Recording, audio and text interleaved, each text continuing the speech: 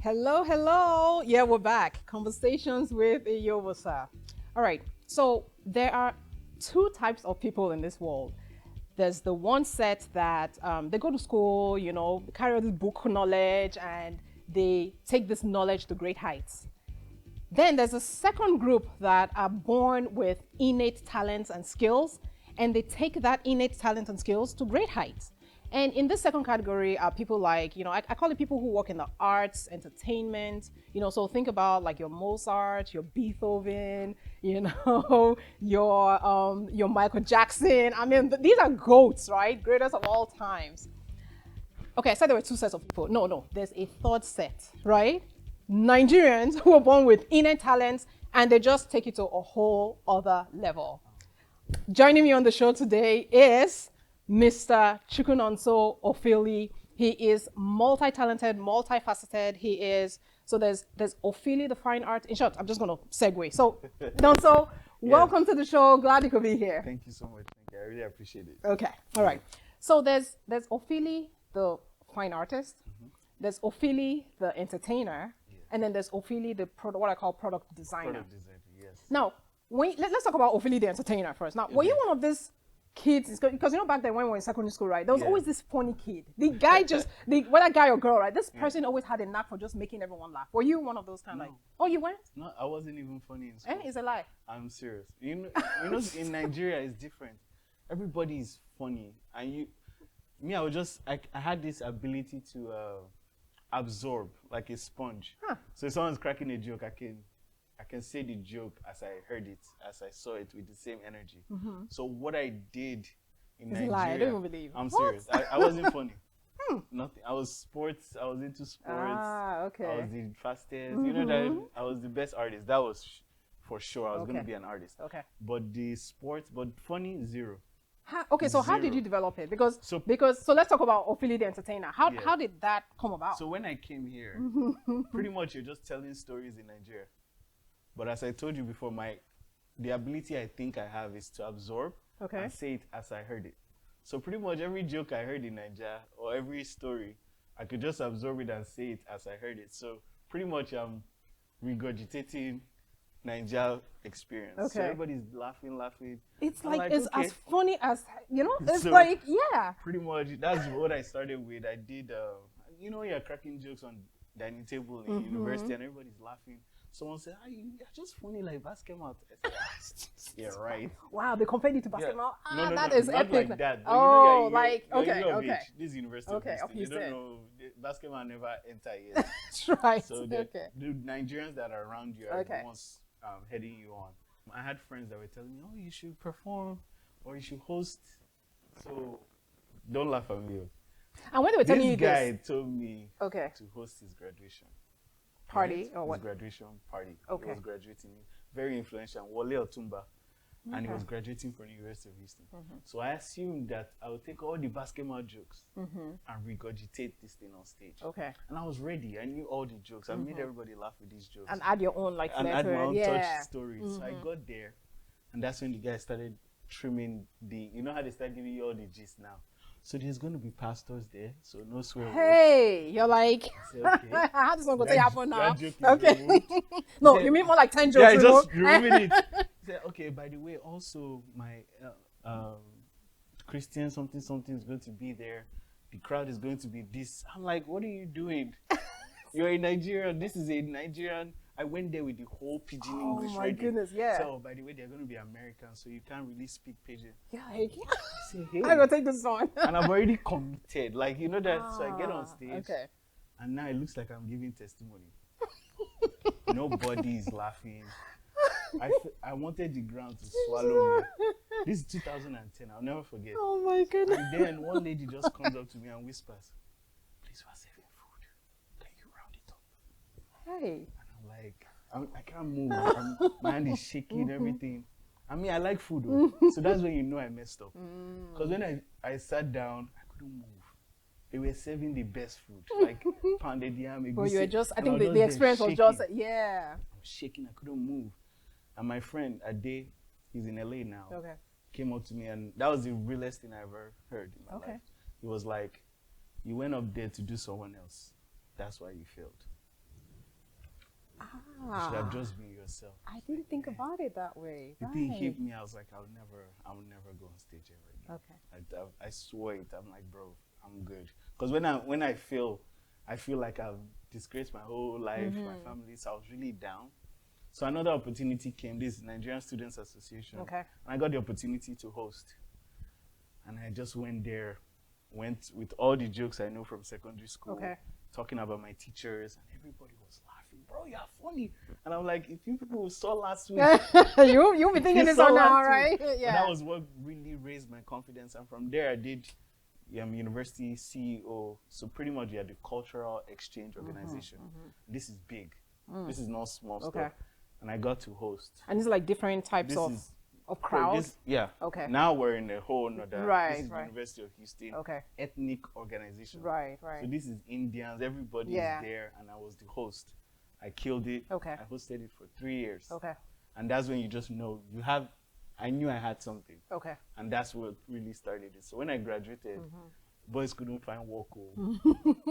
So me and the team, Andrew, OTY, David, were like, let's do a video. University of Houston, NSA will see it. TSU, ASA will see it. 300 people will be happy with that. We woke up to 4,000 views. What? That's how it started. And we just said, we did it before. Let's try it next week. So we just told ourselves every day, every week, 4,000 views. Can we do it? Yes. And we just started dropping videos. And before you know it, like we were on viral. Wow. Like the viral, the more viral, like every week we drop, people are stopping you. These guys, you know, Nigeria. And that's like validation. You're like, you know that's what? When you knew you were doing something. I promise you, TSU, U of H, we had 300 people in mind that would laugh and they would just smile.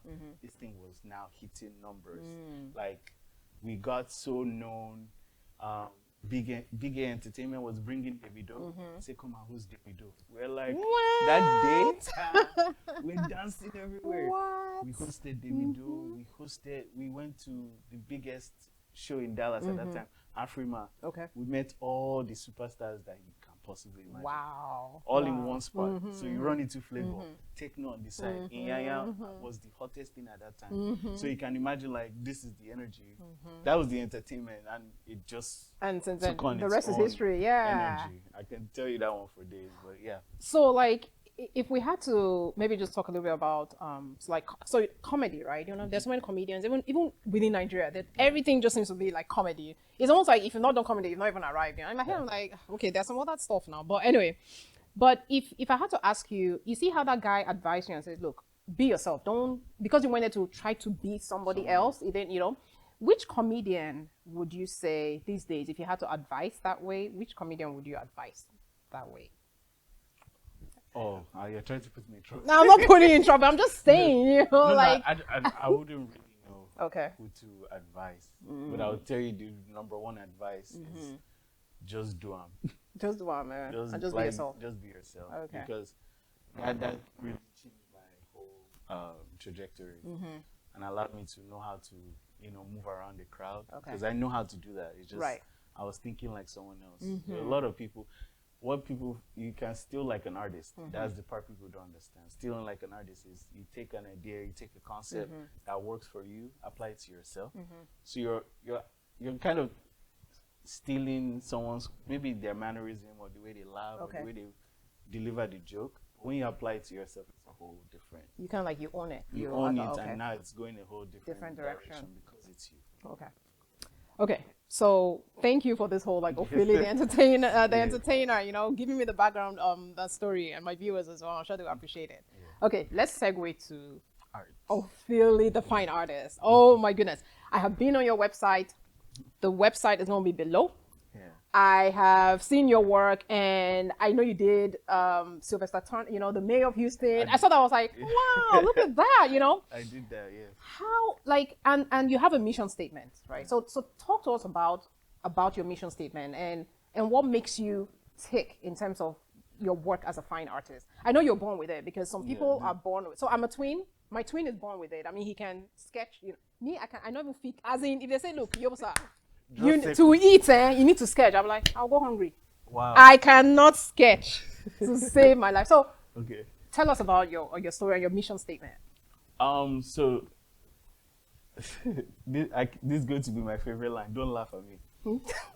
I had it in me for a long time, but when I came here, I studied industrial design. Okay. So industrial design is a product design, but they're teaching you how to draw things, chair, furniture, the wiring. Right. So I lost that the artistic just drawing for fun. Okay. So when I graduated, I knew I wasn't gonna do. I just knew that wasn't gonna be my major. So I finally picked my pen back up. All right. And that was 2012. So you finished studying, degree, blah, blah, blah. Degree, I've gotten everything. Okay. And You're like, I didn't see myself doing it. Okay. I was struggling in school. Okay. You know, so I knew that if I even got a job, the probability of me lasting in that job was like slim. very short. Okay. So I picked up the pen. I was drawing all the celebrities, the American celebrities. I drew Drake, I drew Rihanna, I drew Beyonce. And what was crazy is everybody's like, you draw? So no one knew. No, Like zero. Okay. Nobody in America knew except my brother. So when I was drawing, everybody was tripping like, you did. I'm like, this is what I like in my head, because I was in my bubble. Everybody had seen me draw in my bubble, but now I'm putting it out there. So when I and put guys, it out, sorry to cut you short. And guys, no, you will see the sketch at the end of the day. This guy is talented. We'll see. Sorry, continue. So I drew Ice Prince, and Ice Prince was coming to Houston. And you know Ice Prince at this time is the biggest anything. And Ice Prince reposted it. Wow, that's it now. You're like, that's it. Now everybody knows you can draw. So that was it. And I was doing this to pay rent. My part of my rent was $150, and I was struggling because this is all I got. Yeah. So I would draw anybody that wants me to draw them to just raise money. And Ice Prince, boom. And everybody knows you can draw. Yeah. Then Genevieve repost. Genevieve repost. So you know that you're really on another level, this whole is other level, yeah. And then drawing and World Boys now combined. So now I'm using World Boys influence to get to the artist. So now drawing, I can give it to him because I'm a World Boy. So now the art and the comedy are going hand in hand, where I'm thinking of how to get to this person, and now the art is helping me balance it out. So now everybody knows who you are, but I still didn't have a job. So 2015 is where my life changed. All my friends, James, David, Andrew, they got a job. I was like, I can't do what they're doing. So I go on, what do you call that website where you try and get jobs? Would you like Indeed or? Not back in the day one. Oh, the Monster.com or something like that? Which one was it? Anyway, one of those. I don't remember. Okay. Craigslist. Oh, So I go on Craigslist. Okay. Yes. And I type and I find face painting, 2015. And I'm like, I can paint, face painting. So I go there and there's caricature on the site, but I'm like, I can't do that. I don't know how to do that. So I said face painting. I give the guy my portfolio. Yeah, for him he to looks at look it at. one time. And he's like, you're not face painting. Oh, you. That's how I said it. Okay. You're not gonna face paint. You're gonna do caricature. Come with me. And we go there. Straight sits down, gives me his own easel. That thing I brought, gave me his own, and says you're gonna start drawing people every weekend. Come every weekend. I'm like, what? I can't do that. I told him I can't do it. I'll teach you. So pretty much on the spot, every weekend I would go practice at the zoo. With this guy? At the zoo. He had the whole setup. And he would, at the zoo, I'll be in front of the zoo before you get to the zoo. Houston Zoo. Yeah. I'll be drawing people and practicing. And I practiced for 2 weeks till I became official caricature artist. So that's where I picked up all the skills. And that's the guy that really changed my thought process. So mentor, look at my that. Business, the business mindset. That was the first time I saw he owned the business, but I was getting a percentage. Like, this was real business class for me, because I'd never.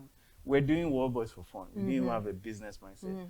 But now you're seeing it. How you can monetize it, how you can run something, You give someone a cut because they're doing it, but I own the business, all that. So I was learning and I was picking up my skills. That's when he taught me color. He taught me the number one thing I teach anybody that I see. Like, I can teach you that.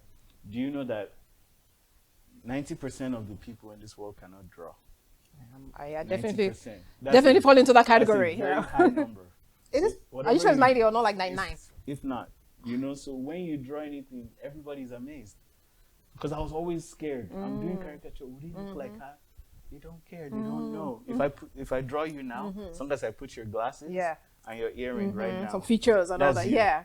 and to you that I just drew. So once he gave me that skill, I took it and ran with it. And that's really what really developed me into the artist I am. Then 2018 is when I walk into Wazobia, and I had just done a video of an art work I did in my house. And I walk into Wazobia and I've started doing my paint classes. So I'm going to buy meat to make suya for my own event. So I'm going to make suya myself.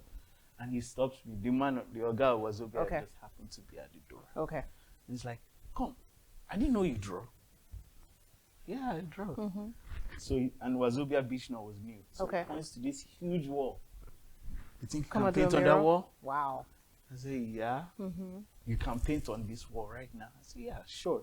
I've never done it before. But the confidence, you're like, I yes, was like, you know, sure. beat your chest, like, yes. So I said, okay, cool. You're going to paint on my wall. I said, okay. So I started, but he doesn't want it to be permanent. I said, oh, that's not a mural, that's a canvas. He said, okay, let's do that. Said, okay, cool. So I want to go, and God having his way, this is like God. I have all the big canvases in my car. So I want to get the canvas to show him breakdown of sizing. So I bring out these two canvases.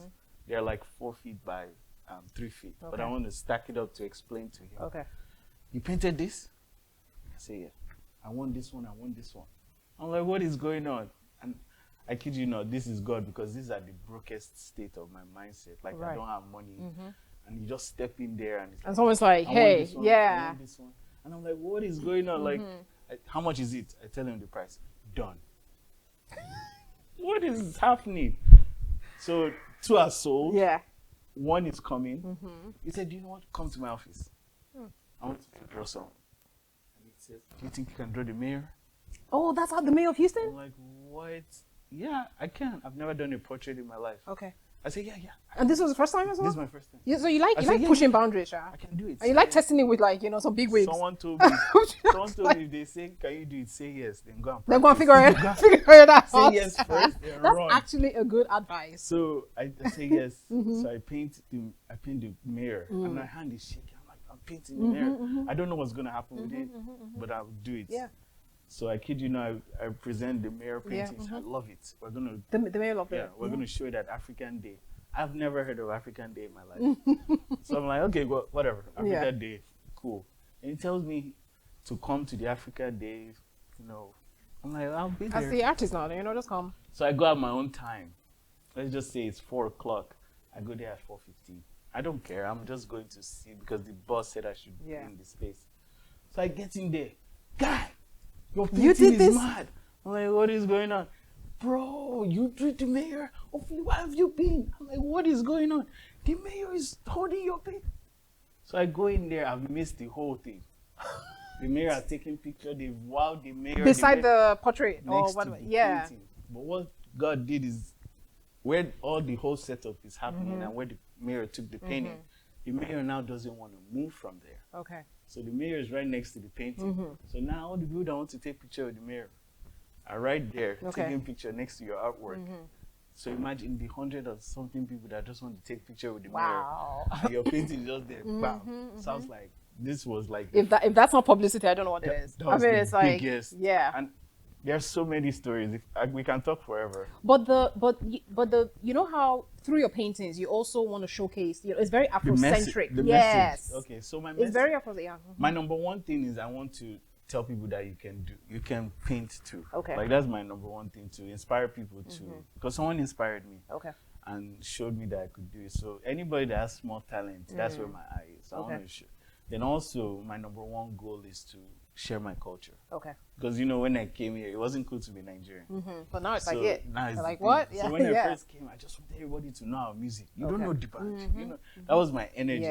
So even when I started painting, I wanted them to like know. So the first move I wanted was that Gele Girls.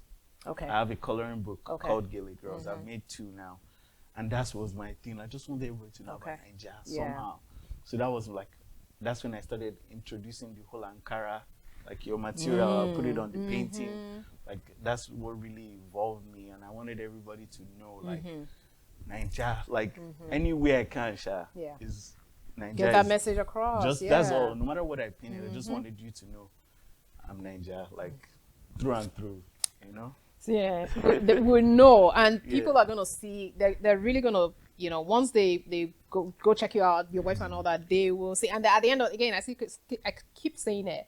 At the end of this, we're gonna show you a caricature. Yeah, right? Or a sketch of me, you know.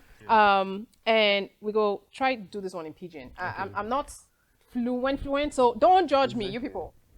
I will try. Okay. Wait to be your best Niger dish. Oh, the thing where I know they play with na pepper soup. Oh, pepper soup? Which kind? Which type? Like goat meat? Pepper soup. Oh, goat meat. Okay. I don't know. When I was 1 year old, now waiting they serve. I used to ask when you're one. Oh, the pepper. My mom showed me the picture. Pepper soup was being served. And since then, I know they play with that stuff. Okay. Like, girl, I tell her, say, this pepper soup, you go learn them.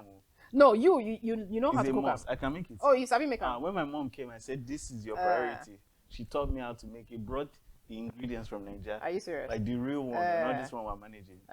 So I made the real stuff. Like I serve pepper soup. So if I say, or describe the recipe, I serve it.